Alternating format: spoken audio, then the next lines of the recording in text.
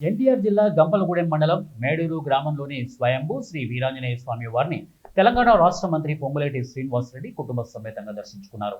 తెలంగాణ మంత్రికి ఆలయ మర్యాదలతో తిరువూరు ఎమ్మెల్యే పులికపూడి శ్రీనివాసరావు స్వాగతం పలికారు. రెండు తెలుగు రాష్ట్రాల ప్రజలు సుఖ సంతోషాలతో అష్టైశ్వర్యాలతో ఉండాలని మంత్రి పొంగులేటి ఆకాంక్షించారు. ఆంధ్రప్రదేశ్లోని తిరువూరు నియోజకవర్గంలోని గంపలగూడెం మండలంలో మేడూరు గ్రామంలో స్వయంభూ ఆంజనేయ స్వామి ఇక్కడ గతంలో పురాతనం నుంచి ఒక ఆంజనేయ స్వామి స్వయంభూగా వెలిసిన ఆంజనేయ స్వామి విగ్రహం ఉంటుంది. అక్కడికి దర్శనం కోసం కుటుంబ సమేతంగా రావడం జరిగింది.